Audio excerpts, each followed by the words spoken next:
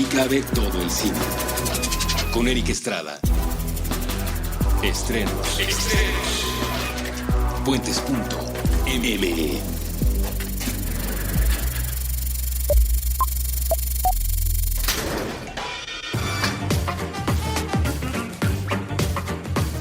Hola, muy buenas. Yo soy Eric Estrada.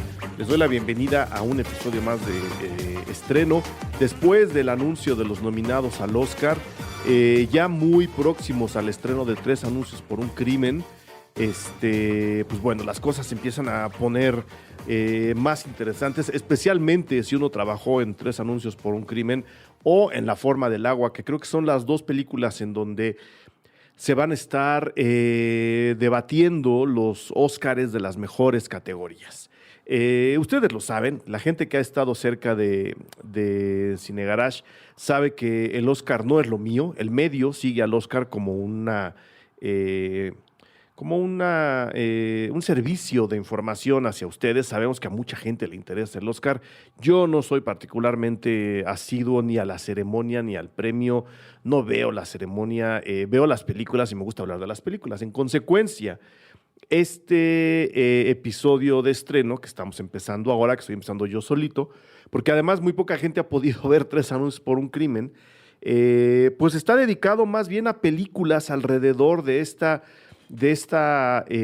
gran propuesta, que podrían engrosar su experiencia o que podrían alargar la lista de, digamos, de historias muy parecidas o de alguna forma relacionadas con la que cuenta Martin McDonagh, que es el director y el guionista de 3 anuncios por un crimen. Entonces, pues no sé, es tan sencillo como vamos a partir de lo que propone 3 anuncios por un crimen o 3 Billboards Outside Ebbing, Missouri, que es como se llama en realidad la película, para establecer una línea. No sé si lleguemos a los famosos 6 grados, no conté a la hora de hacer el guión si nos vamos a extender 6 grados o si vamos a encoger todo a 6 grados de separación entre esta gran película y una enorme propuesta que tengo por ahí de Sidney Lumet para terminar este programa, pero de alguna forma, si no son 6, serán 5 grados. Vamos a modificar la fórmula y dejémonos llevar nada más por el gusto de ver películas. ¿Qué es 3 anuncios por un crimen o 3 anuncios en las afueras, como se conoce en España? Un saludo a la gente que nos escucha por allá. Es un drama policial, no es en realidad un thriller policíaco, aunque el inicio de todo es un crimen. Es un drama policial soportado en tres personajes centrales que se van lanzando el peso de la historia uno al otro, y entre quienes se desarrolla una relación muy peculiar, muy matizada. Yo no entiendo en realidad a los detractores de esta película.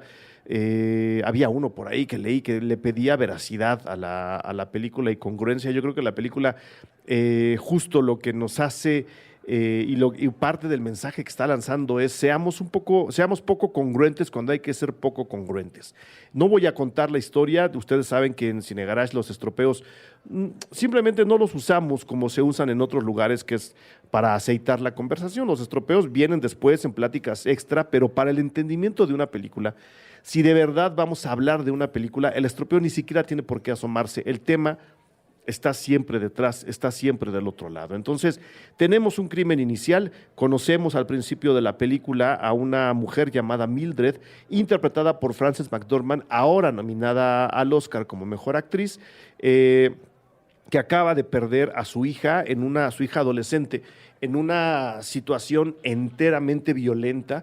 La chica fue golpeada, y mientras agonizaba fue violada. Esto ocurre en el pueblo del cual tenemos el nombre en el nombre de la película en inglés, Ebbing, Missouri.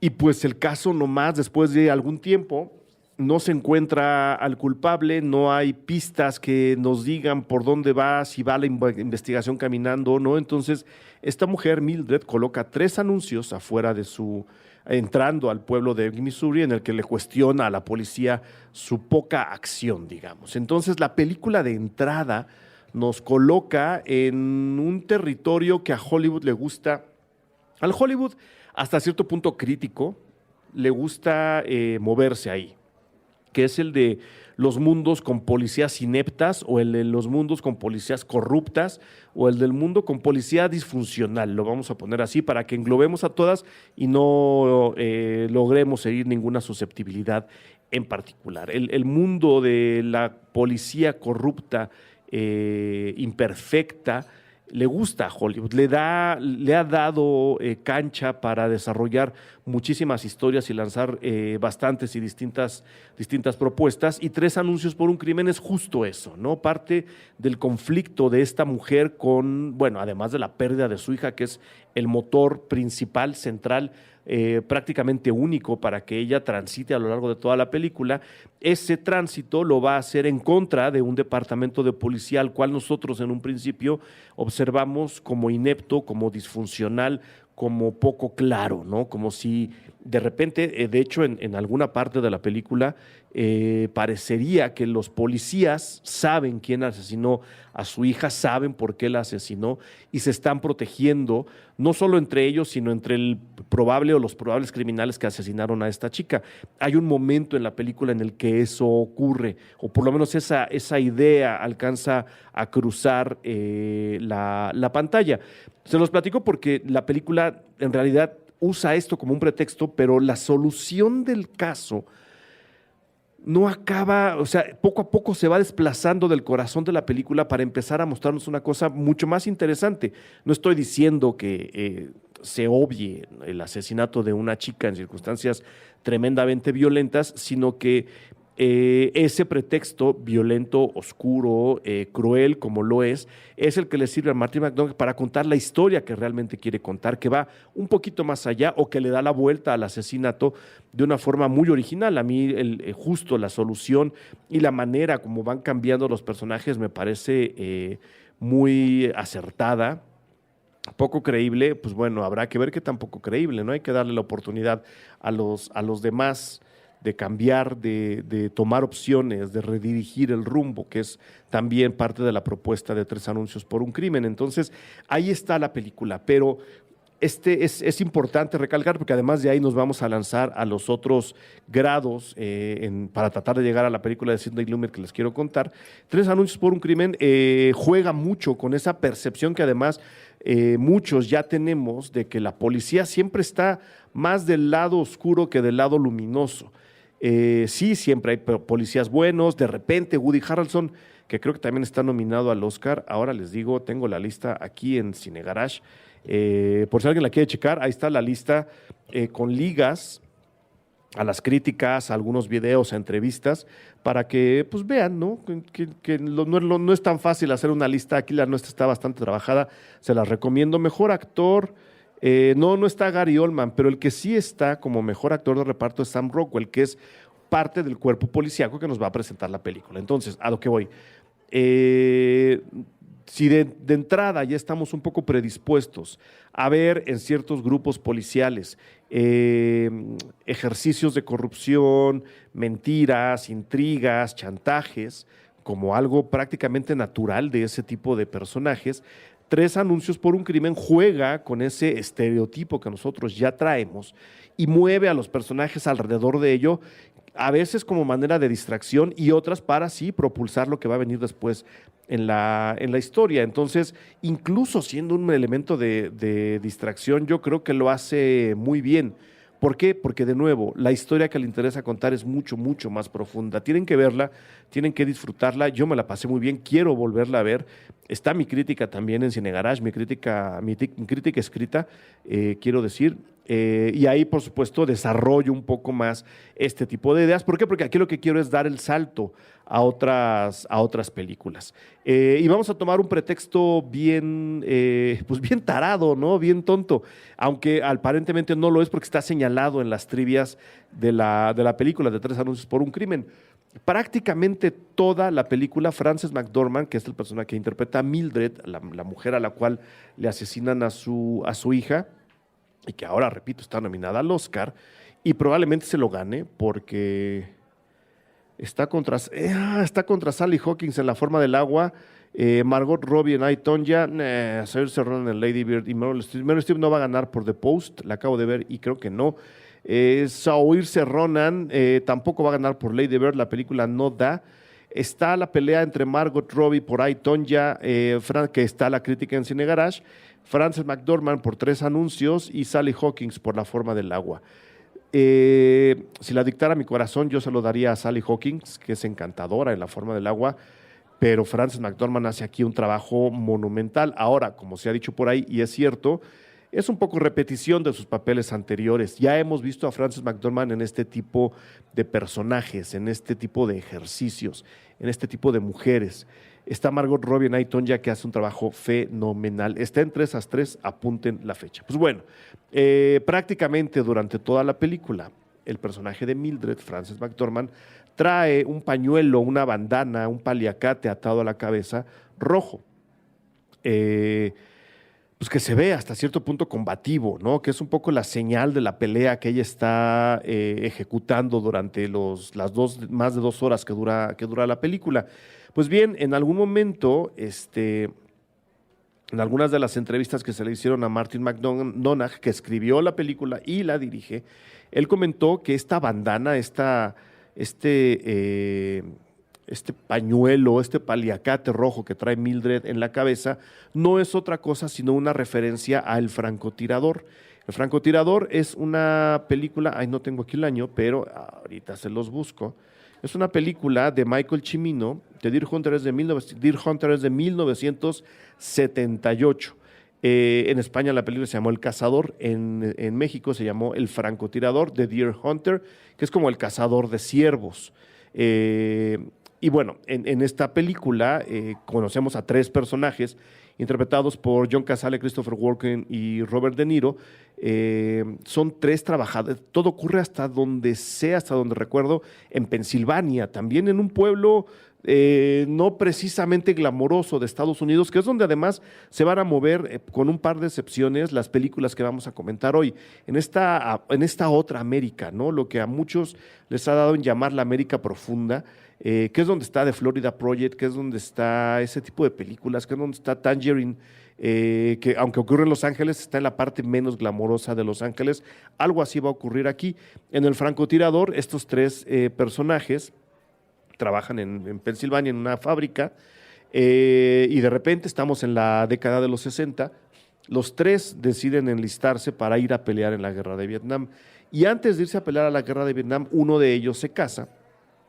Y en la fiesta de la boda, pues se despiden ellos del resto de sus amigos del pueblo y se van a Vietnam. Pues bueno, uno de estos personajes, el que interpreta a Robert De Niro, trae una bandana roja en la cabeza durante su excursión en Vietnam, en la guerra de Vietnam, en la durísima, durísima guerra de Vietnam, pues como manera de reafirmación, como parte de su personalidad, como señal de combate, un poco también diciéndole a la gente, a ver, este es mi uniforme personal, así peleo yo, así me siento seguro. Estos amuletos que luego los soldados se acaban fabricando en circunstancias muy, muy extrañas, y pues prácticamente toda la película vemos a Robert De Niro con la bandana roja. Se supone que la señal de Mildred es justo hacia esa película, el peliculón de Michael Cimino de Deer Hunter. Michael Cimino, un director corto, quiero decir, no tiene muchas películas. Si no me equivoco, no tiene más de 10, lo cual no es ni bueno ni malo, ¿no? Recuerden que Stanley Kubrick solo filmó 13 películas. No estoy comparando a Michael Cimino con Stanley Kubrick, pero sí estoy diciendo que es un director que por lo menos en El francotirador y en otra de sus películas que se llama The Year of the Dragon de 1985, a mí me hizo emocionar mucho. Es un director que ahí demostró su poder de narrativa, ¿no? Si de verdad no han visto El francotirador, se las recomiendo mucho, mucho, mucho. En algún momento, y creo que es la parte más famosa de la película, no sé si los Simpson han parodiado esta secuencia. Seguramente sí, conociendo la cinefilia profunda de la gente que escribe e ilustra en Los Simpson, seguramente alguna referencia ha habido a la secuencia, aunque no la secuencia en sí, que es bastante violenta. Estos 3 soldados caen de repente presa del Vietcong, los hacen prisioneros, se los llevan a un campamento de prisioneros en donde los tratan de la peor manera, ¿no? los humillan, los tienen hundidos en agua no sé cuánto tiempo. Ellos, por supuesto, están todo el tiempo añorando la vuelta a la casa, pero la película pues, tampoco va por ahí. De hecho, es una crítica bastante severa a la guerra de Vietnam y al gobierno que provoca la guerra de Vietnam, que es lo padre del francotirador. No es una película que se quede nada más en la recreación de la guerra y en sus consecuencias personales. Sí hay, poco a poco se va desenvolviendo una crítica muy dura al gobierno que permite, que incentiva y que mantiene guerras como la de Vietnam en esos años. Pues bueno, estos tres personajes juntos, ¿no? Siempre juntos, de hecho, son hechos prisioneros y el Vietcong, la gente que los tiene atrapados, que los tiene enjaulados, en jaulas debajo del agua, en algún momento deciden divertirse con ellos y los obligan a jugar ruleta rusa, es decir, en un revólver meter una bala, darle vuelta al cañón y obligar a que los personajes se encañonen la sien y disparen con una sola bala en la pistola, a ver cuál de ellos se da un tiro y se muere. Yo creo que la película, la escena más recordada de la película, por la tensión que genera, por lo bien filmada que está, por lo bien actuada que está, por lo oportuno que cae además en la película, ¿no? Cae en el momento exacto, ni antes ni después, cae justo en el momento en el que tiene que entrar, y eso, por supuesto, acaba de alguna forma minando la relación entre ellos. Es tanto la experiencia como el juego de la ruleta rusa acaba fracturando bastante de esta amistad a prueba de balas que creíamos que era la de ellos tres antes de que se enlistaran a la guerra de Vietnam. Ellos regresan a Estados Unidos, pero en el camino se van separando poco a poco y la película nos deja explorar lo que hay en esta nueva separación, que es donde caen todos sus mensajes, ¿no? De verdad, no se pierdan el francotirador de Michael Cimino, es una gran película y a la que le hace referencia, entre varias otras, 3 anuncios por un crimen del señor McDonagh, y pues bueno, ahí están como igualada Frances McDormand, y Robert De Niro en el francotirador, ella en 3 anuncios por un crimen, él en el francotirador. Tienen que ver a Christopher Walken en esta película, tienen que ver a Robert De Niro en esta película. De verdad, es una de esas que normalmente no se mencionan ni en las clases de cine de la escuela, ni en los cursos de apreciación cinematográfica, no sé por qué, porque tampoco es difícil de conseguir. La película, o sea, la encuentran, si preguntan por ella, seguro su vendedor de DVDs de confianza la ha visto, la ha acomodado por ahí en la sección de películas de guerra, que lo es. Es una película de guerra, pero es una película de guerra muy metida al drama personal, ¿no? En donde vemos no habría, por ejemplo, una película como The Hurt Locker, de Catherine Bigelow, si antes no hubiera existido una propuesta como la de Michael Cimino en El francotirador, en The Deer Hunter. The Deer Hunter es mucho más crítica que la de Bigelow, que también lo es, pero es mucho más fuerte, ataca más frontalmente al sistema que provoca la guerra. Entonces, estableciendo esa nueva relación, ojalá despierte yo su interés. No existiría The Hurt Locker si antes no se hubiera filmado The Deer Hunter. Ahí se las pongo. Entonces, es digamos, la primera película a la que se hace alusión en 3 anuncios por un crimen y que rescaté para este programa. Y pues ya, bueno, no, ya les había dicho, ¿no? Que dirige en 1985 Cimino, The Year of the Dragon, una película de mafias, una película de guerra de mafias, una película de la policía y su relación con las mafias de 1985 con Mickey Rourke. Y de ahí nos saltamos, sin establecer ningún tipo de conexión, nada más de manera caprichosa, a un caso en donde tenemos una especie, bueno, no una especie, tenemos una conspiración silenciosa idéntica a la que ocurre en 3 anuncios por un crimen. ¿Qué es lo que pasa en 3 anuncios por un crimen? Cuando Mildred desata su pelea para saber qué está ocurriendo con el caso del asesinato de su hija, se dispara esta, ¿cómo le podríamos llamar? Esta reacción aspiracional, miedosa al mismo tiempo, en la que mucha gente prefiere defender y callar ante el sistema antes que contradecirlo y corregirlo. Bueno, y eso se puede traducir desde elecciones, ¿no? En donde la gente reelige a un dictador o reelige a un partido político sabiendo que de ninguna manera es la mejor opción, en lugar de buscar un cambio y de hablar todo mundo y de buscar dar un paso hacia adelante, que es lo que debería operar en una mente propositiva y en una mente viva, ¿no? Romper el sistema antes que mantenerlo sabiendo que el sistema está mal. Entonces, en el pueblo, en Ebbing, Missouri, la gente se va en contra de Mildred en lugar de apoyarla.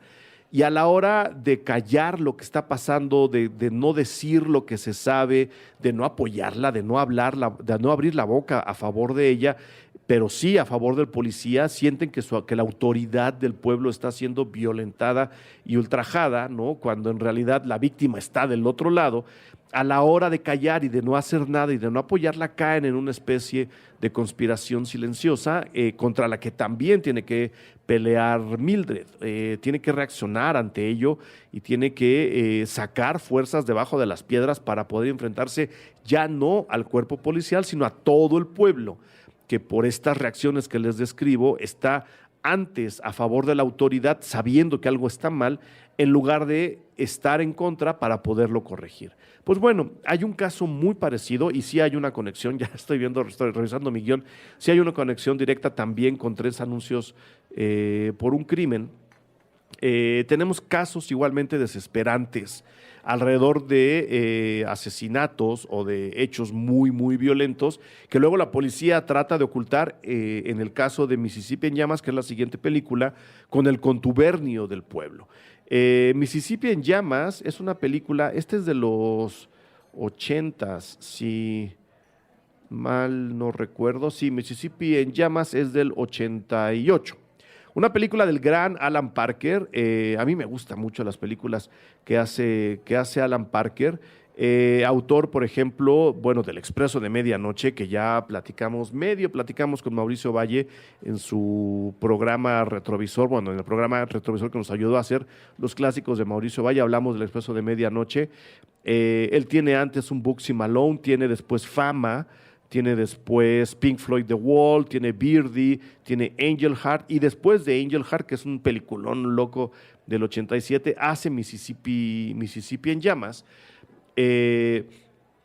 escrita por Chris Gerolmo, en donde nos lleva también al Estados Unidos de de los años 60, pues también en Mississippi, ¿no? En un lugar del sur de Estados Unidos donde el racismo y el fanatismo religioso son cosa de todos los días a la fecha. Imagínense en el 88 y luego imagínenselo en los 60. En Mississippi, en este pueblo donde todo ocurre, de repente desaparecen dos, pues bueno, vamos a contextualizar, estamos en los 60, donde la pelea por los derechos civiles de los afroamericanos, en particular en esos años, está en ebullición, ¿no? La pelea es frontal, es abierta, hay marchas, hay declaraciones, hay discursos. Entonces, Mississippi, una zona de Estados Unidos predominantemente racista, no quiere dejar que estos cambios alteren su forma de vida. Entonces, cuando dos representantes de los derechos civiles, dos activistas de los derechos civiles llegan al pueblo a hacer propaganda, a decirle a la gente que hay que abrirse, que hay que actuar, que hay que hablar, son desaparecidos, ¿no? Hagan de cuenta que los levantan. Y luego, por supuesto, aparecen muertos de una manera muy, muy sádica. Todo parece indicar, no se las voy a contar si es que no la han visto, que el sheriff, el jefe de la policía, tiene algo que ver en la desaparición y en el asesinato de estos muchachos, de estos activistas. Pero ahí no para la cosa. Llegan dos agentes del FBI, interpretados por Gene Hackman y Willem Dafoe, a investigar lo que ocurrió, y a pesar de que es gente del FBI que necesita todos los datos, todo mundo, incluido el pueblo, guardan silencio. Nadie quiere hablar, nadie quiere decir qué es lo que piensa, qué es lo que vio. Entonces ellos tienen que levantar el caso prácticamente desde -10, con la peculiaridad extra de que Gene Hackman es un investigador completamente clásico, le vamos a llamar así, para los términos de 1900, para los estándares de 1960, de los años 60. Es de la vieja escuela, mientras que Willem Dafoe, su acompañante, acaba de entrar, tiene un poco más de ilusión, quiere comerse al mundo, en consecuencia es más combativo a la hora de trabajar.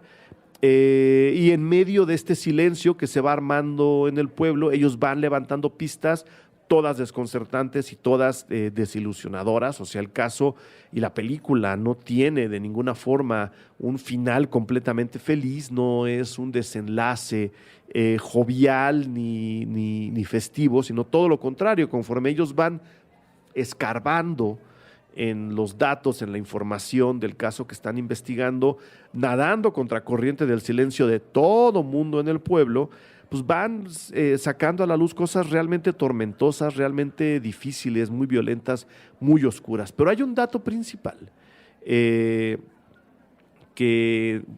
¿cómo se los cuento? Que ya sé por dónde. Hay un dato principal que va a abrir una línea de investigación que a lo mejor no se tenía contemplada, que va a darle aire al caso para que pueda respirar y se pueda seguir investigando desde otros lados, pues que nadie estaba contemplando.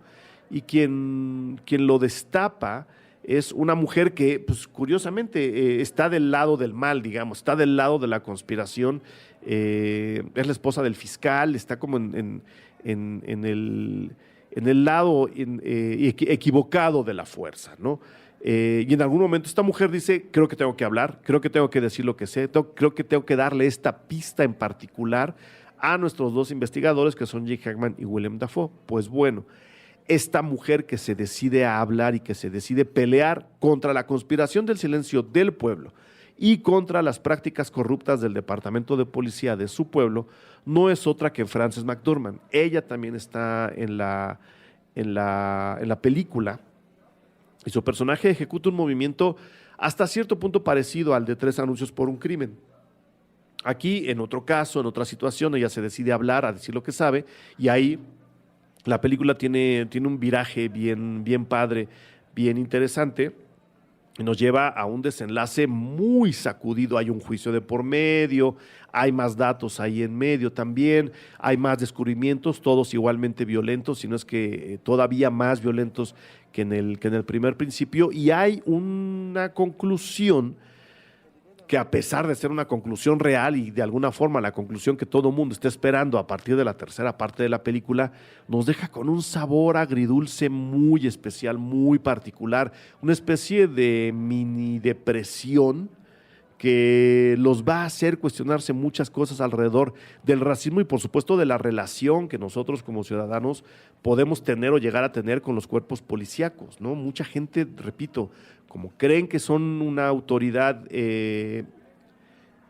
gigantesca, no se les pone al brinco, no les reclaman nada, no les dicen nada, simplemente callan y obedecen.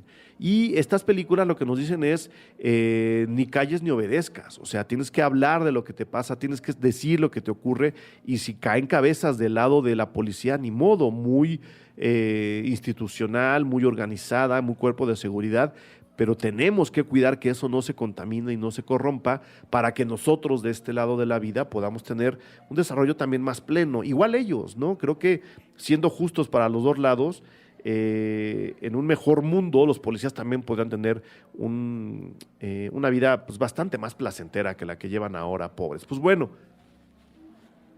está Frances McDormand en esta película compartiendo créditos con Willem Dafoe, que ese sí está nominado. Ah, no, tampoco. Pensé que lo habían nominado. Ah, no, sí, pero está como actor de reparto. Willem Dafoe en The Florida Project, una película que ya platicaremos aquí también en Cine Garage.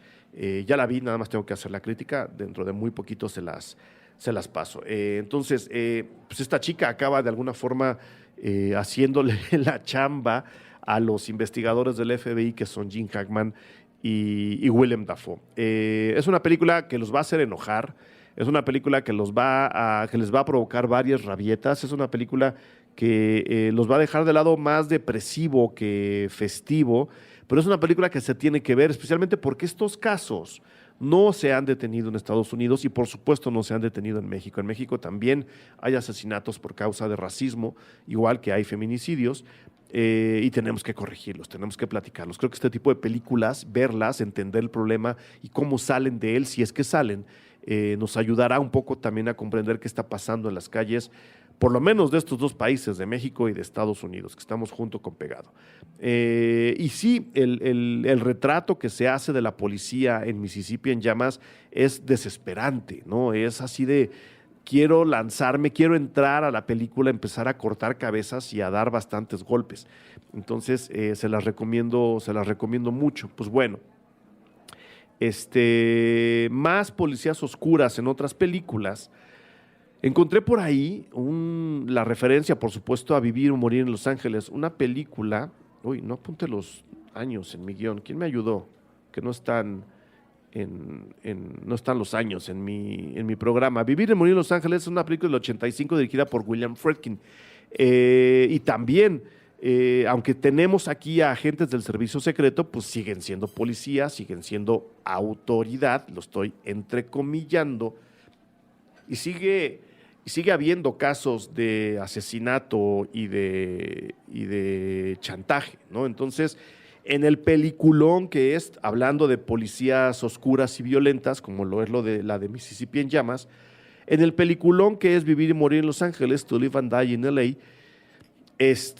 un policía es muerto, otro necesita ejecutar venganza sobre él porque era su amigo, pero al mismo tiempo se mete en un tráfico de chantajes y de dobles personalidades, donde hay mafias, donde hay vínculos muy peligrosos entre el mundo del crimen y el mundo de la justicia.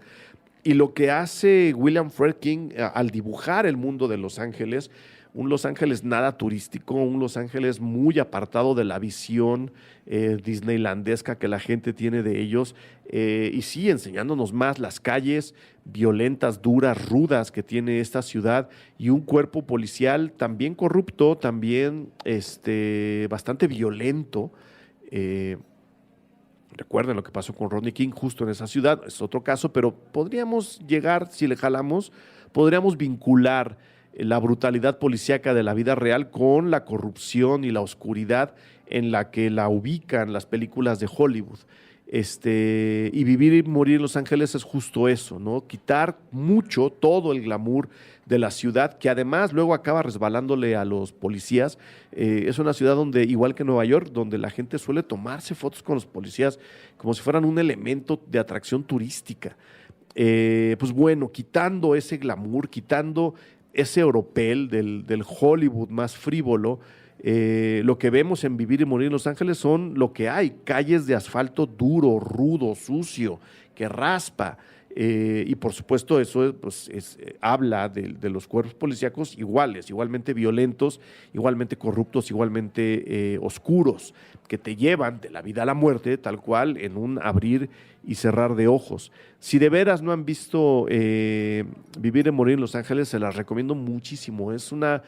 Voy a caer en el cliché de la montaña rusa de emociones, pero es eso, es una lluvia larga, tendida, intensa, de sensaciones muchas veces incómodas que nos van a llevar de capítulo en capítulo en la película, ¿no? O sea, el enojo de un capítulo nos va a llevar a la desesperación del otro, y eso nos va a llevar a la impotencia del otro, y eso nos va a llevar a la ceguera del otro, y así el señor Friedkin, que es una de las personas que mejor filma en este mundo, nos van a ir moviendo de lado a lado. Se las recomiendo mucho. El soundtrack, la banda sonora es muy, muy buena, y la película es espectacular, ¿no? Nomás agárrense, no vayan a sentar a los chavos ni a los sobrinos enfrente de la tele con esta película, porque creo que con ninguna, no, ninguna película la pueden ver los chavos, yo no se las enseñaría, porque además se van a aburrir, sobre todo por eso, no que los lleven al cine, al cine no se llevan niños a películas de adultos, pero en la casa tampoco deberían ver películas de adultos los niños porque se duermen y porque no la entienden. Entonces vean lo que ustedes quieran y mándenlos a dormir. Pues bueno, ahí está, Vivir y Morir en Los Ángeles del señor William Friedkin, que tiene otro peliculón también. A mí me encanta ver Contacto en Francia de 1971. Yo creo que una de las mejores películas que se han filmado en Nueva York, uno de los mejores retratos de la mafia internacional en su nivel que se han hecho en toda la historia del cine. Lo podemos encontrar en Contacto en Francia del 71. Luego hizo El Exorcista en el 73, también una película que acabó revolucionando al cine de terror, que luego Friedkin vuelve a abordar en una película bien rara. A mí me daba, y creo que lo puse así por escrito en mi crítica, y si no la corregiré después. Esta no está en Cine Garage, está en 24 por segundo, no le he podido jalar para acá, que se llama Bug, una película del 2005, protagonizada por Ashley Judd, y creo que es Michael Shannon, sí, Michael Shannon, antes de hacerse todavía más famoso como lo es ahora. Y Bug no es cine de terror, es cine de terror psicológico, es una mezcla y es una intensidad muy rara la que propone esta película de William Friedkin. Un veterano de la guerra, un excombatiente, se mete a un bar, conoce a una chica, la chica lo lleva a su casa, que está ahí al lado del bar, y en algún momento la paranoia, la locura o una verdadera invasión de bichos raros se hace cargo de ellos, ¿no? Les empieza a quitar atención y empieza un poco a provocar reacciones muy, muy encontradas, porque no sabemos si lo que está pasando ocurre solo en la cabeza de él o si de verdad hay bichos extraños atacándolos, tomando posesión de sus cuerpos, o si todo es un ataque psicológico sobre los personajes. Es una película bien interesante, bien divertida. A mí me divirtió muchísimo verla. Me divirtió tanto como ver a la gente saliéndose del cine, o porque no entendía lo que estaba pasando, que pues tampoco está tan grave no entender una película, o porque no aguantaban lo que estábamos viendo, ¿no? Los insectos caminando por debajo de la piel del pobre Michael Shannon. Hay imágenes un poco perturbadoras, tampoco tantas, pero sí, ¿verdad? Si no han visto algo bueno de terror y no les gusta el terror de espanto detrás de la puerta, sin ser terror al 100%, yo creo que Bug es una película que deberían de revisar. Insectos se llamó en España, creo que aquí también, y es del 2006, dirigida por William Friedkin. William Friedkin, mismo director de Jade, una película de 10 años, 10 años después de Vivir y Morir en Los Ángeles, que es en el 95, en donde también se mete al juego y a la descripción de cuerpos policíacos corruptos, oscuros. En Jade, un investigador se comete un asesinato de un hombre importante en San Francisco, ¿no? Otra ciudad a la que se le va quitando el glamour. Y a la hora de comenzar a investigar, pues entra, ¿no? Se abre de repente una puerta que él no tenía contemplada, en donde corrupción, prostitución, chantaje corre debajo del departamento de policía con una naturalidad impresionante. Entonces entra a un mundo completamente oscuro, que él, por un lado, sabía que existía, pero a lo mejor no había enfrentado de manera tan clara. Entonces sí se sorprende un poco, ¿no? Por el nivel de prostitución y de engaño que hay debajo del departamento de policía, pero se sorprende todavía más cuando en la investigación, en medio de estos policías, de estos policías de los cuales nadie hace su chamba, a todo mundo le da igual, son completamente incompetentes. O por la otra, se protegen unos a los otros para que nadie salga lastimado, ¿no? Como Club de Toby, traumatizado, ¿no? Nadie habla en contra de nadie, a pesar de que las cosas pueden ir a mejor. Estando ahí, descubre una pista que lo lleva a la examante del hombre al que acaban de asesinar, que no es otra, sino una chica de la cual él está enamorado. Entonces ahí la cosa se pone súper, súper interesante. Jade, yo siempre he considerado que es una película que la gente menosprecia, no sé por qué. Es una gran narración, es un muy buen thriller, extravagante, ¿no? Como todo el cine de William Friedkin. O sea, ¿qué esperaban de alguien que filmó El Exorcista?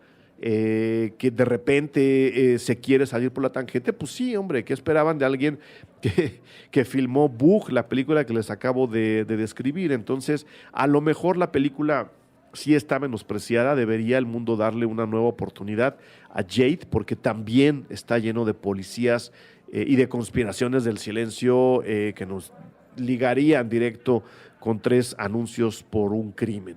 Y William Friedkin tiene una película también que se llama Cruising, con Al Pacino.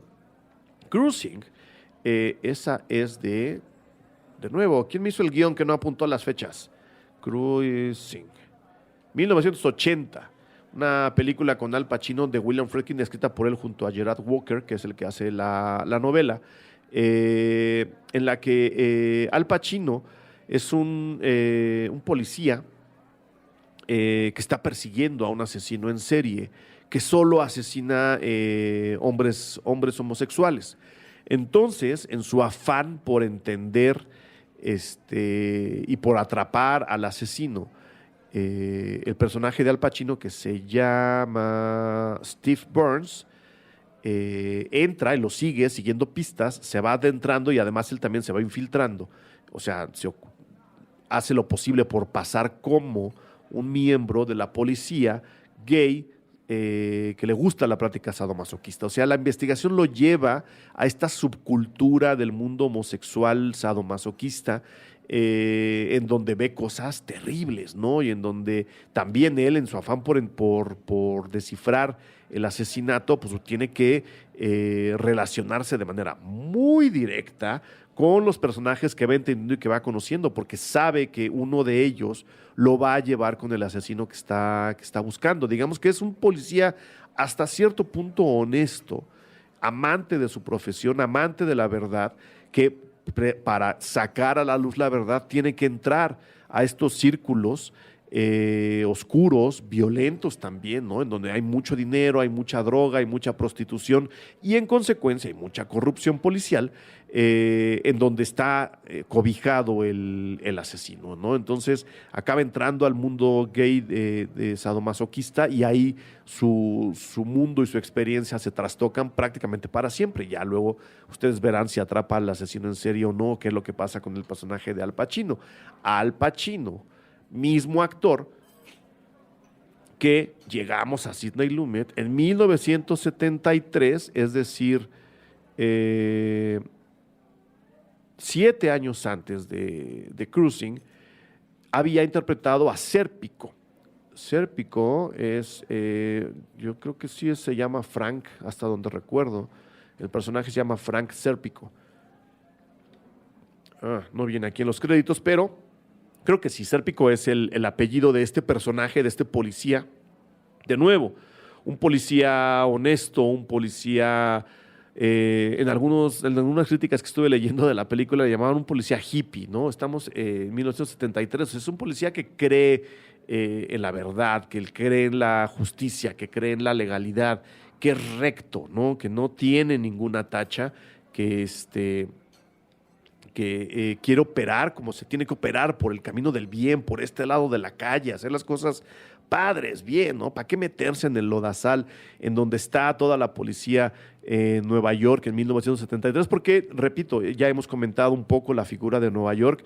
En los años 70, en los años 80, Nueva York no era ni de chiste la ciudad de oropel que tenemos ahora, ¿no? Era una ciudad más vibrante, más real, ¿no? Más violenta, sí, muy insegura, en ruinas, estaban en quiebra, sí, ese es otro tema, pero con todo lo criminal y con toda la violencia que había en sus calles, la violencia que alimentó luego el cine de Martin Scorsese, pues era una ciudad más real. Ahora todo es muy de fachadita, muy puesto para los turistas, excepto si van a barrios donde pues, normalmente no van los turistas. Pues bueno, Sérpico está en eso, en esta ciudad en ruinas, en esta ciudad en quiebra, en esta ciudad donde no hay dinero. Entonces pues, los policías, al necesitar más ingresos y al tener también muy poca disposición a ayudar a una ciudad que está en ruinas por lo mismo, empiezan a corromperse y empieza a circular el dinero y empiezan a circular los sobornos con la mafia, con los traficantes en la propia ciudad de Nueva York, en Manhattan mismo, ¿no? Entonces, Sérpico entra al cuerpo policial y se da cuenta que eso es un tiradero asqueroso, que todo mundo es sobornado, que a todo mundo le pagan, que todo mundo tiene dobles chambas, ¿no? Que incluso algunos policías venden protección, y él decide estar del otro lado, estar del lado correcto, no nadar en esa corriente. ¿Qué es lo que ocurre? una conspiración del silencio muy parecida a la que tuvimos en Mississippi en llamas y a la que tenemos en 3 anuncios por un crimen. Todo el cuerpo policial que lo conoce le da la espalda. Nadie quiere trabajar con él, nadie habla con él, nadie quiere cooperar y lo empiezan a empujar hacia la orilla. Porque, curiosamente, en los cuerpos de la corrupción, en los ejercicios de la corrupción, una persona íntegra amenaza todo el sistema, ¿no? Con que esa persona se dé cuenta de algo que no se debe dar cuenta y levante la voz, se acaba todo el teatro. Entonces, el temor del cuerpo policial corrupto, violento, racista, clasista, fascista, muy de derecha, ¿no? Derecha podrida al 100%, le da la espalda a este personaje recto, idealista, justo, y lo empiezan a orillar. Y a través de eso, lo que está haciendo Sidney Lumet es lanzar de nuevo, una crítica al sistema que permite eso, ¿no? Una crítica al sistema de vida occidental en donde la corrupción a nivel de policía, a nivel de política, a nivel de lo que ustedes quieran, es una forma más de sobrevivir, de ir del día a día, ¿no? El hecho de cometer un acto de corrupción es prácticamente para muchos una necesidad, no por amor a la corrupción en sí, sino por los beneficios rápidos que otorga. Y las civilizaciones, que ya se veía en esos años, en el 73, las civilizaciones contemporáneas están aceitadas con corrupción, ¿no? Lo interesante de ver películas como Sérpico, en donde se critica a la civilización occidental como una de las pistas de alta velocidad de la corrupción, lo interesante de eso es que ahora, años después, seguimos teniendo ese mismo sistema todavía más podrido, ¿no? Todavía más alejado del lado humanista, del lado vanguardista, ¿no? Del lado revolucionario. La civilización está tirando justo para el otro lado, de esa derecha conservadora, podrida, de todo el camino fácil, ¿no? Vivan los ricos, mueran los pobres son pobres porque quieren, cosas así. Y eso, por supuesto, es como el florecimiento de la corrupción que viene desde abajo, en el caso de Sérpico, muy particularmente en los cuerpos policíacos que deberían ser justo todos como Sérpico, amantes de la ley, ¿no? Que deberían de querer todo lo mejor para todos nosotros. Ellos deberían ser los encargados de guardar el orden, pero como no hay orden, ¿qué es lo que tienen que guardar?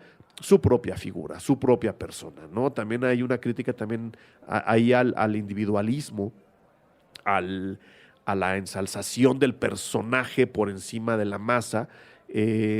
Muy interesante, de verdad. Si no han visto Sérpico, creo que está en Netflix. Se las recomiendo bastante, échenle un ojo.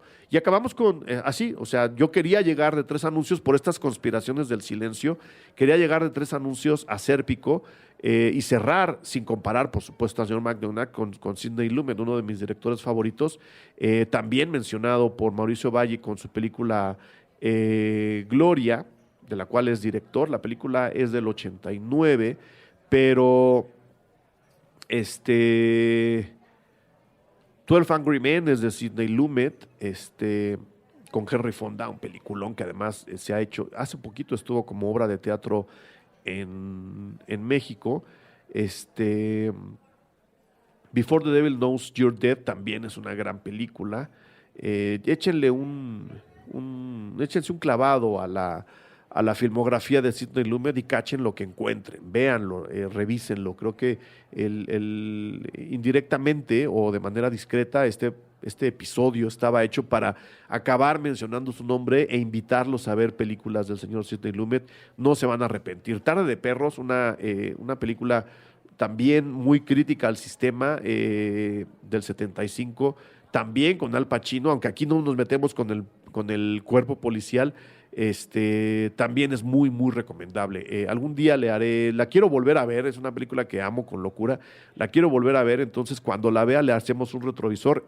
Por lo pronto, fue el episodio de estreno dedicado a 3 anuncios por un crimen, de lo cual encuentran la crítica escrita en Cine Garage, pero alargando, digamos, la experiencia, proponiendo estos 6 o 5 o 4, ya no los conté, grados de separación entre la película de McDonagh y la película de Sidney Lumet llamada Sérpico. Entonces, ojalá las disfruten, búsquenlas. Yo les recomendaría que las vieran en una encerrona de fin de semana, ¿no? Que antes del Super Bowl, por supuesto, o después del Super Bowl, como lo vean. Pero ahí está.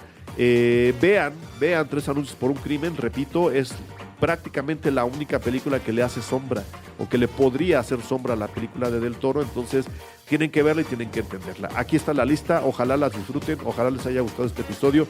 Esperamos sus comentarios. Visiten todos los días, por favor, cinegarage.com. Allá hay información fresca todo el tiempo, todos los días, y críticas de los estrenos cada viernes. Saludos.